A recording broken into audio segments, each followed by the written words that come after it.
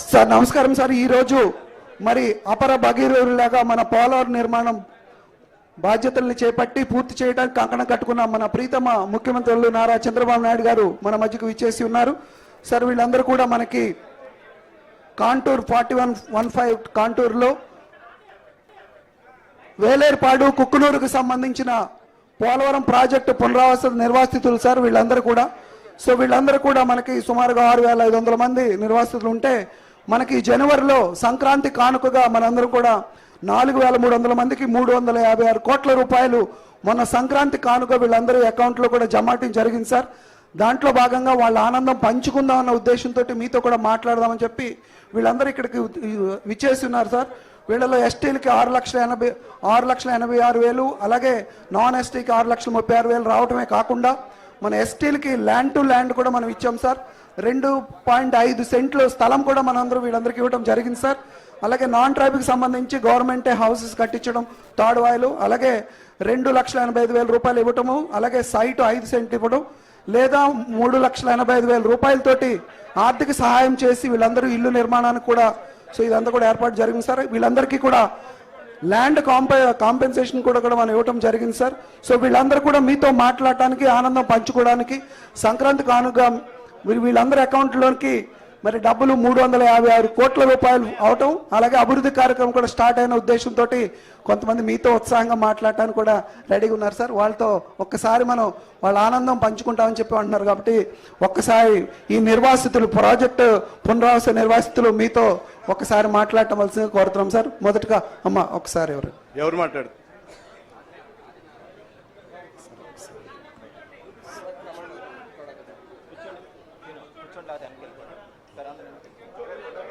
బాబు గారికి వందనాలండి.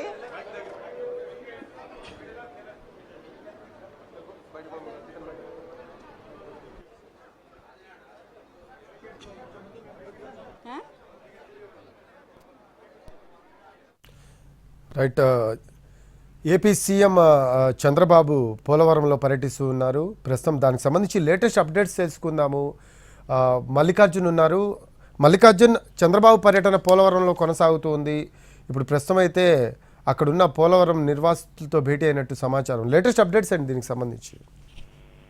అలాగే కొద్దిసేపటి క్రితమే ముఖ్యమంత్రి చంద్రబాబు పోలవరం దగ్గరికి చేరుకున్నారు. రాగానే ప్రజాప్రతినిధులందరూ కూడా ఆయనకి గెలుపు అనంతరం వెంటనే మినిట్స్ లోనే పోలవరం నిర్వాసితులు ఎవరైతే ఉన్నారో వాళ్ళందరితో కూడా ఆ సమావేశాన్ని కొనసాగిస్తారు. వీరందరికీ కూడా ఆ కూటమి ప్రభుత్వం ఏర్పడినటువంటి 4 నెలల్లోపే దాదాపుగా 900 కోట్ల రూపాయలు చెల్లించారు. మరో 2వ విడత కూడా ఇప్పుడు ఆ పోలవరం ప్రాజెక్టు నిర్మాణానికి సంబంధించి 41.15 కాంటూర్ పరిధిలో ఏదైతే ఈ నిర్వాసితులు ఉంటారో సుమారుగా 40,000 మంది, వాళ్ళందరికీ కూడా మిగిలిన డబ్బులు అనేవి చెల్లించేటందుకు ఏర్పాట్లు అనేవి చేస్తున్నారు. ఈ నేపథ్యంలో ఆ పోలవరం నిర్వాసితులందరికీ కూడా ఎటువంటి న్యాయం కూటమి ప్రభుత్వంలో జరిగింది, గత 5-10 ఏళ్లలో ఎటువంటి నష్టం వాళ్ళకి జరిగింది, వరదల సమయంలో వాళ్ళ పరిస్థితి ఏ రకంగా ఉంది అనేటటువంటి వివరాలను ఇక్కడ ముఖ్యమంత్రికి వివరిస్తున్నారు. అయితే రానున్నటువంటి 1 ఏడాది 2 ఏళ్లలో దాదాపుగా ఒక 40,000 మంది వరకు కూడా పునరావాస కాలనీలకు వాళ్ళందరినీ తరలించి వారికి అవసరమైనటువంటి ఇళ్ల నిర్మాణాలతో పాటు కాలనీల నిర్మాణం అన్నింటినీ కూడా పూర్తి చేసేందుకు ప్రభుత్వం ఏ రకంగా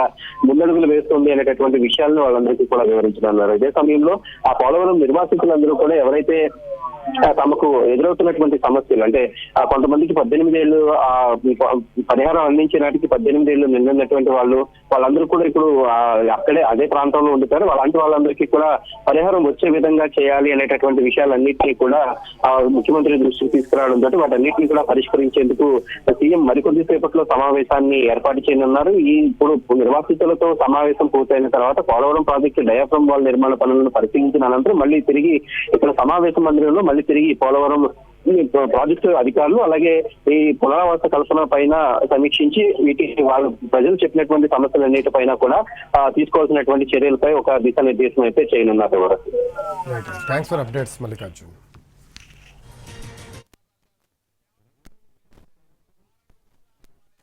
మాకు దగ్గరుండి అనేక రకాల కూరగాయలు కానీ నిత్యావసరాలు కానీ పంపిణీ చేశారు సార్. సార్ ఇదే విధంగా మా ప్రభుత్వం వచ్చిన తర్వాత మాకు నమ్మకం ఏర్పడింది సార్. మేము తెలంగాణ నుండి విలీనమయ్యాం సార్. ఎందుకు విలీనమయ్యాం అనుకున్నాం సార్, మీరు ఉన్నారు కాబట్టి ఒక ధైర్యంతో ఈ రోజు మీ ముందుకు వచ్చి మాట్లాడి ధన్యవాదాలు చెప్పుకోవడానికి సంతోషిస్తున్నాను సార్. ఈ చిన్న సమస్యలు మా మండలంలో మిగిలిపోయినాయి ఏంటంటే సార్, కొన్ని మిగిలి భూములు ఉన్నాయి సార్. అంటే గత ప్రభుత్వాల వల్ల కాంటూర్ లెవెల్ పెట్టి 41, 45 కాంటూర్లు పెట్టి కొన్ని మునిగిపోయే గ్రామాలు కూడా అలానే మిగిలిపోతున్నాయి సార్. ఆ మిగిలిపోవడం వల్ల వాళ్ళు ముంపులో వస్తున్నారు సార్. మళ్ళీ జూన్ వస్తే ఆ లెక్కల వల్ల మళ్ళీ ముంపు సార్. అదేవిధంగా సార్ మాకు 2017లో సర్వే చేసినప్పుడు సార్ ఒక్కొక్క వ్యక్తికి 18 సంవత్సరాలు కట్ ఆఫ్ డేట్ గా పెడితే ఆ రోజు ఒక నెల తక్కువ పరిహారం ఇవ్వలేదు సార్. కానీ ఈ రోజు ఆ వ్యక్తికి పెళ్లి 25 సంవత్సరాలు అయింది సార్. ఖాళీ చేస్తున్నాం సార్. కానీ వారికి కూడా ప్యాకేజీ వచ్చేలాగా చూడండి సార్.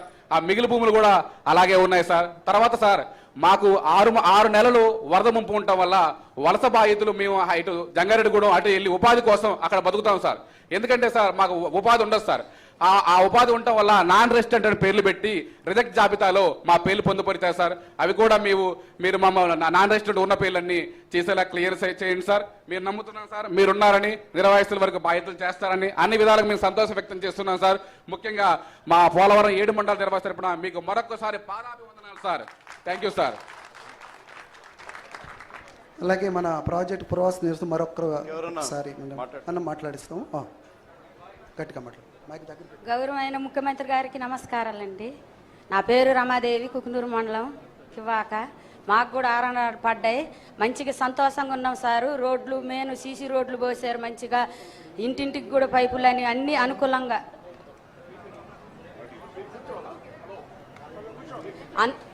అన్ని తార్ రోడ్లు కూడా మంచిగా పోసుకుంటూ వస్తున్నారు సార్. ఇన్ని సంవత్సరాలు కూడా 5 సంవత్సరాలు కూడా మేము ఆ గోతులల్లా చాలా ఇబ్బంది పడ్డాం సార్. అసలు ఏమీ కూడా లేదు. ఇప్పుడు సీసీ రోడ్లు పోసుకుంటూ వస్తున్నారు మంచిగా. RR ప్యాకేజ్ పడ్డది అనుకూలంగా. మేమందరం కూడా సంతోషంగా ఉన్నాము. మన ప్రభుత్వం వచ్చిందన్న ధైర్యంతో అసలు మేమైతే ఎంత ఉత్సాహంగా ఉన్నామంటే సార్ అసలు మామూలుగా లేము సార్.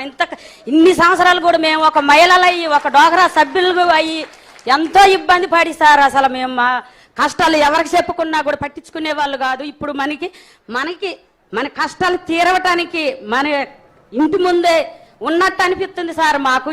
మీరు వచ్చిన కాడి నుంచి అసలు ఎంతో ఉత్సాహంగా ఉంది సార్ మాకైతే. అలాగే మాకు గోదావరి వచ్చినాక కూడా 5 రోజులు పోయిన గతం ప్రభుత్వం ఉన్నప్పుడు 5 రోజులు ఉన్నాం సార్. ఎంతో ఇబ్బంది పడ్డాం. ఇంత లోతు బురదలో కూడా ఉన్నాం సార్. అసలు మమ్మల్ని పట్టించుకున్న ప్రభుత్వం లేదు. మన ప్రభుత్వం వచ్చిన కాడి నుంచి కూడా మంచిగా ఎవరైనా కూడా మనోళ్ళు, మన మహిళలు, మనోళ్ళు, మన కుటుంబం వచ్చిన కాడి నుంచి ఒక కుటుంబంలాగా మమ్మల్ని అందరినీ ఆదుకుంటున్నారు సార్. మాకెంతో సంతోషంగా ఉంది సార్. ఎప్పుడు మీరు రావాలని మేము కోరుకుంటున్నాం సార్.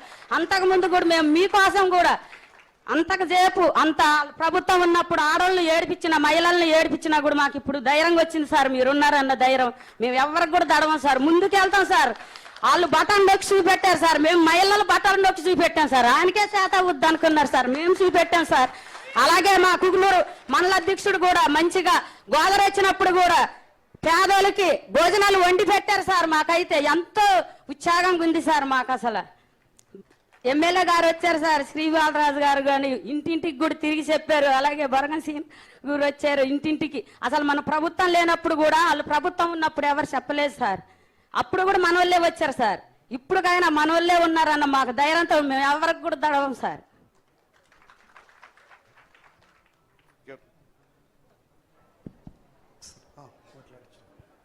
సార్ నమస్కారం సార్. మేము రంపచోడవరం నియోజకవర్గం, కోనవరం మండలం సార్. 2022 గోదావరిలప్పుడు మీరు ఎటపాక మొదలుకొని విఆర్పురం 3 మండలాలు నిట్ట ఎండలో మా కోసం ఎంతో చేశారు. బాబు మా కోసం ఉన్నారని చెప్పి ప్రతి ఒక్కడు మీరిచ్చినటువంటి స్ఫూర్తితో మేము తెలుగుదేశం పార్టీని గెలిపించుకోవడం జరిగింది.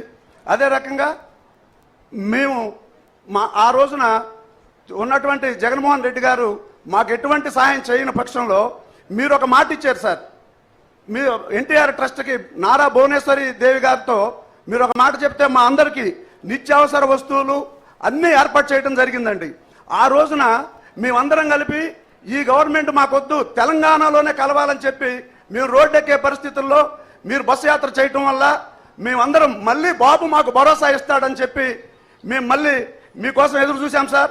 అదే రకంగా మనం గెలిచాం. మీరు వచ్చారు అపర భగీరథుల్లాగా మా అందరికి విన్నంటున్నారు.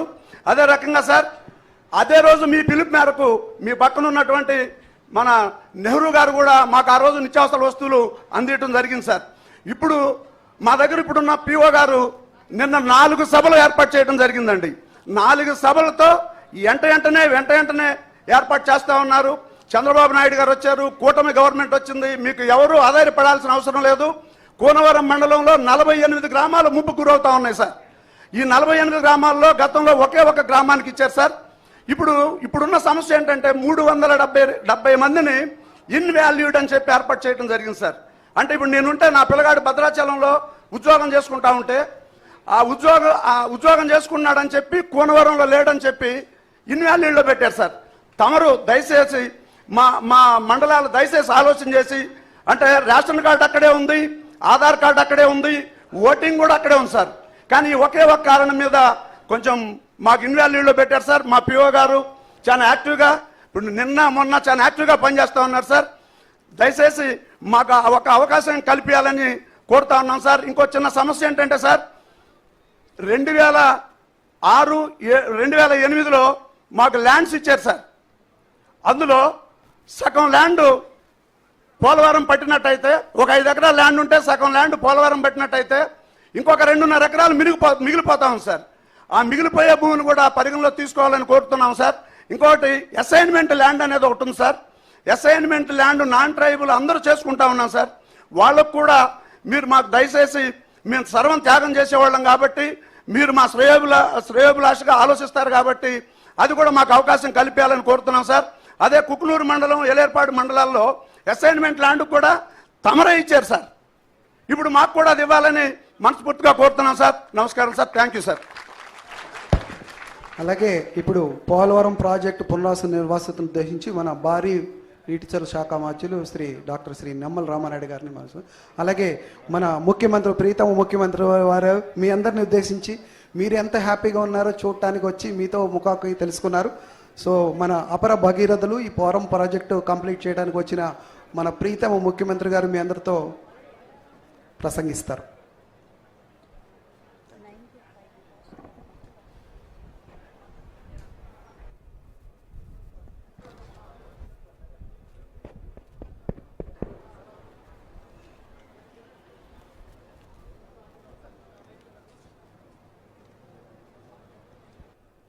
వేదిక పైన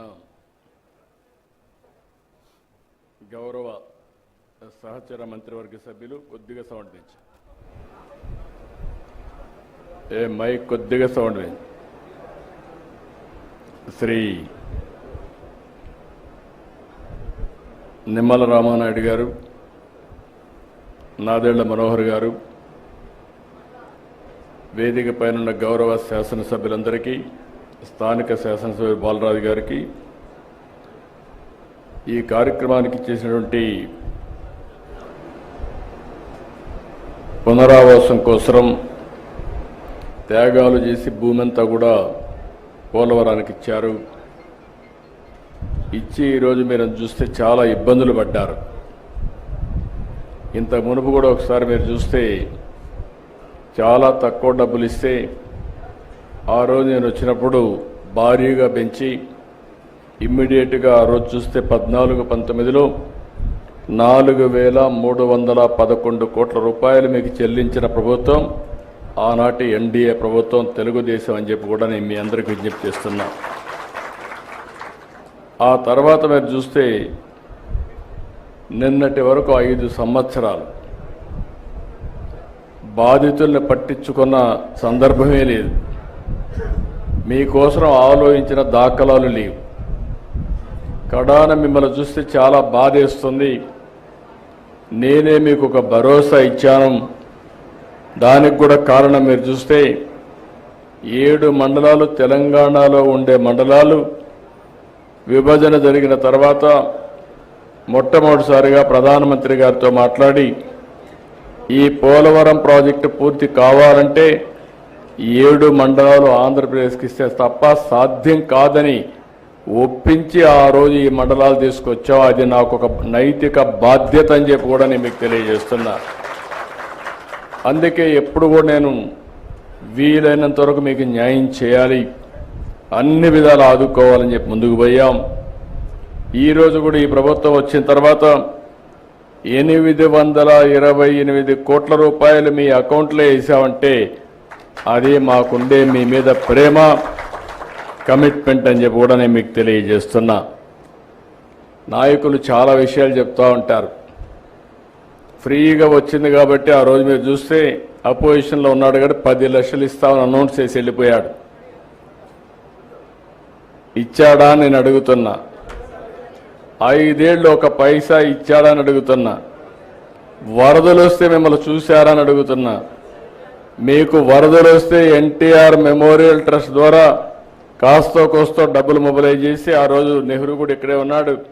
అందరం గ్రామం తిరిగి కొంతవరకు మిమ్మల్ని ఆదుకున్న పార్టీ ప్రభుత్వం, ఆనాటి ప్రభుత్వం పార్టీ అని చెప్పి కూడా నేను మీకు తెలియజేస్తున్నా. అయితే రేపు మళ్ళా వచ్చి మీకు చెప్పచ్చు ఏదో చేసేస్తానని. ఏమీ చేసేటి ఏమి ఉండవు. వీళ్ళకి అధికారం తప్ప మీకు అన్యాయం చేస్తే ఒక యాంగిల్ చేశాడు. పోలవరాన్ని ఏం చేశాడో మీరు చూశారు. ఎప్పుడో పూర్తి అయిపోయి ఉండాలి. ఆ రోజు తెలుగుదేశం ప్రభుత్వం కంటిన్యూ అయి ఉంటే 2020కి పోలవరం ప్రాజెక్టు పూర్తయి మీ అందరికీ పునరావాసం కూడా ఇచ్చి మీరు కూడా ఇప్పటికి సెటిల్ అయ్యేవారు. ఈరోజు అవన్నీ కూడా పూర్తిగా దెబ్బతినే పరిస్థితి వచ్చింది. పోలవరం కూడా ఖర్చులు పెరిగిపోయినాయి. డయాఫామ్ వాల్ మీరు చూస్తే దగ్గర 400 కోట్ల రూపాయలతో డయాఫామ్ వాల్ కడితే అది ఈరోజు మొత్తం మునిగిపోయి కొట్టుకొని పోయి మొత్తం పాడైపోయి ఇప్పుడు 990 కోట్ల రూపాయలు ఖర్చు పెట్టే పరిస్థితికి వచ్చాం. అదనంగా ఇంకొక డయాఫామ్ వాల్ కడుతున్నాం. కనీసం ఈ డబ్బులు అనేది ప్రభుత్వం అంటే ప్రజాధనం ఎక్కడి నుంచో రాదు. ప్రజలు పన్నులు కడతారు. ప్రభుత్వం సమర్థవంతంగా ఎక్కడికక్కడ విషయాలన్నీ పరిష్కారం చేసుకుంటూ ముందుకు పోతాం. ఏ ఒక్క పైసా మేము ఖర్చు పెట్టినా అది మీకు చెందాలి. మీ డబ్బులు ప్రజల సొత్తు, మళ్ళా ప్రజల కోసమే ఖర్చు పెట్టాలి తప్ప దుర్వినియోగం చేసే హక్కు ఎవరికీ లేదని కూడా విజ్ఞప్తి చేస్తున్నా.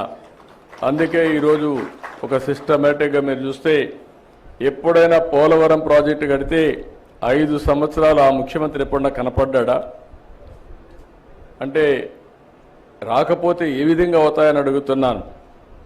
నేనైతే 5 సంవత్సరాల్లో 33 సార్లు వచ్చా. సోమవారాన్ని పోలవరం చేసుకున్నాను.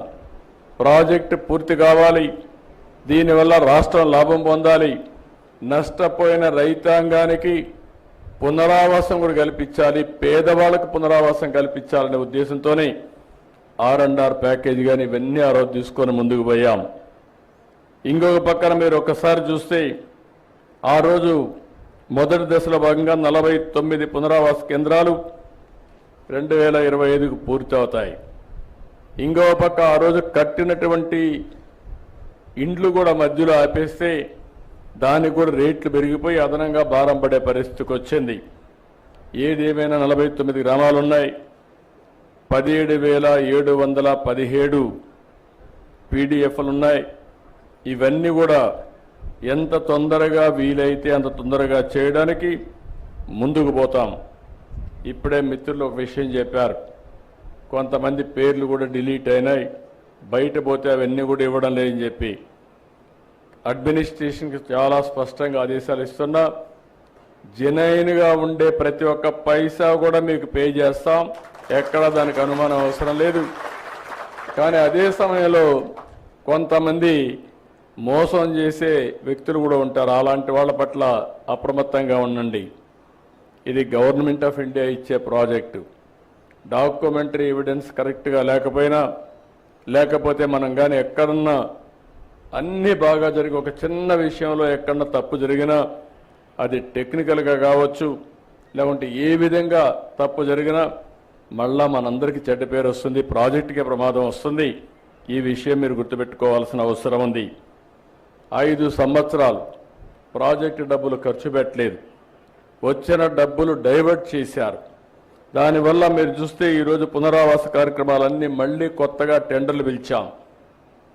ఈరోజు సిమెంట్ రేటు పెరిగింది, ఖర్చులు పెరిగాయి, ఎప్పటికప్పుడు ఇన్ఫ్లేషన్ ఉంటుంది. మళ్ళీ అదనంగా 500 కోట్ల రూపాయల ఖర్చు అయింది. అంటే ప్రాజెక్టు వల్ల సకాలంలో పూర్తి అయి ఉంటే మీరు కూడా జీవితాల్లో సెటిల్ అయ్యేవారు. ఈ నీళ్లుగానుంటే వ్యవసాయం బాగా జరిగేది, అదనపు ఆయకట్టు వచ్చేది, ఆదాయం పెరిగేది. ఇంకొక పక్కన హైడల్ ప్రాజెక్ట్ మీరు చూస్తే పవర్ జనరేషన్ కోసం పెట్టింది, బాగా లేట్ అయింది కాబట్టి దగ్గర దగ్గర 2,500 కోట్ల రూపాయలు ప్రభుత్వానికి వచ్చే ఆదాయం పోయింది. ఇంకో పక్క అదనపు భారం పడే పరిస్థితికి వచ్చింది. ఇలాంటి చాలా సమస్యలు వచ్చాయి. ఏది ఏమైనా ఒకటే హామీ ఇస్తున్నా, 2027కి పునరావాసం పూర్తి చేయాలని ఒక సంకల్పంతో ముందుకు పోతున్నాం. కానీ వీలైతే ప్రాజెక్టు నీళ్లు వదిలిపెట్టే ముందే మీ అందరికీ పునరావాసం ఇచ్చి తర్వాత ప్రాజెక్ట్ నీళ్లు వదిలిపెడతామని చెప్పి కూడా నేను మీకు తెలియజేస్తున్నా. అందుకనే ఒక టార్గెట్ పెట్టుకొని 2027 డిసెంబర్కి ప్రాజెక్టు పూర్తి అయ్యుంటే 2026 డిసెంబర్కి మీ అందరికీ పునరావాసం కల్పించే కార్యక్రమానికి శ్రీకారం చుట్టమని ఆఫీసర్లందరినీ కోరుతున్నా. వాళ్ళకు కావాల్సిన విషయం కూడా మీరు గుర్తుపెట్టుకోవాల్సింది, వీళ్ళందరికీ పునరావాసం కల్పించిన తర్వాత కూడా మనకు ఒక బాధ్యత ఉంది. వీళ్ళకు ఆదాయం పెంచే మార్గం, వాళ్ళకు జీవన ప్రమాణాలు పెరిగేదానికి ఏమేం చేయాలనో అవన్నీ కూడా ఇవ్వాల్సిన అవసరం ఉంది. దానికి కూడా ఒక కార్యక్రమం తయారు చేయండి. అది కూడా మనం చేస్తామని చెప్పి మీ అందరికీ తెలియజేసుకుంటూ మళ్ళీ మీ అందరిని ఒకటే కోరుతున్నా, బ్రహ్మాండంగా సహకరించారు. ఇది ఒక చరిత్ర. పోలవరం ప్రాజెక్టు పెద్ద ఆంధ్రప్రదేశ్ రాష్ట్రానికే జీవనాడి. ఈ ప్రాజెక్టు పూర్తి చేసుకోగలిగితే రాష్ట్రం బాగుపడుతుంది. దానికి త్యాగం చేసిన మీకు కూడా న్యాయం చేయాల్సిన బాధ్యత ప్రభుత్వం పైన ఉందని మరొక్కసారి మీకు తెలియజేసుకుంటూ మళ్ళీ మిమ్మల్ని అందరినీ కోరుతున్నా, మీరు ఏమి ధైర్యంగా ఉండండి. మీ ప్రభుత్వం వచ్చింది, మన ప్రభుత్వం వచ్చింది, ఎన్డీఏ ప్రభుత్వం ఉంది, అన్ని న్యాయం చేసే బాధ్యత మేము తీసుకుంటామని మరొక్కసారి హామీ ఇస్తూ, నేను మా ఆడబిడ్డను చూశాను, చాలా బాగా మాట్లాడింది. మనస్ఫూర్తిగా అభినందనలు. అందరూ మారిగా మాట్లాడేది నేర్చుకోవాలి. మంచిని మంచిగా మీరు చెప్తే మంచి ఇంకా ఎక్కువ జరుగుతుంది. అట్లా కాకుండా మంచి చేసిన వాళ్ళకి సహకరించకపోయినా అది తప్పే అవుతుంది. ఆ విషయం మీరు గుర్తుపెట్టుకోవాలి. కృతజ్ఞత అనేది మన సాంప్రదాయం, మన వారసత్వం కూడా. ఈరోజు మీరు చూస్తే ఏ ప్రభుత్వం కూడా 5 ఏళ్లు పరిపాలించిన ప్రభుత్వం ఒక పైసా ఇవ్వకపోతే వచ్చిన 9 నెలల్లో ప్రాజెక్టు కట్టడమే కాదు, పునరావాసం చేయాలి, బాధితులను ఆదుకోవాలని 828.25 కోట్లు ఎక్కడ ఒక్క పైసా అవినీతి లేకుండా, దళారీ వ్యవస్థ లేకుండా మీ అకౌంట్లో డబ్బులు వేసిన ప్రభుత్వం ఈ ప్రభుత్వం అని చెప్పి నేను మీకు తెలియజేస్తున్నా. ఇది ఎల్లప్పుడూ కూడా మీరు గుర్తుపెట్టుకోవాల్సిన అవసరం ఉంది. ఇప్పుడు దళారులు లేరు, మధ్యవర్తులు లేరు, దొంగలు లేరు, మోసాలు చేసేవాళ్ళు లేరు, మాయ మాటలు చెప్పేవాళ్ళు అసలే లేరు. చేసే పని చెప్తాం, చేసి చెప్పడమే కాకుండా చేసి చూపిస్తామని మరొక్కసారి మీ అందరికీ హామీ ఇస్తూ, ఈరోజు గిరిజనులు ఉన్నారు ఇక్కడ. ఎక్కువ త్యాగం చేసింది గిరిజనులే త్యాగం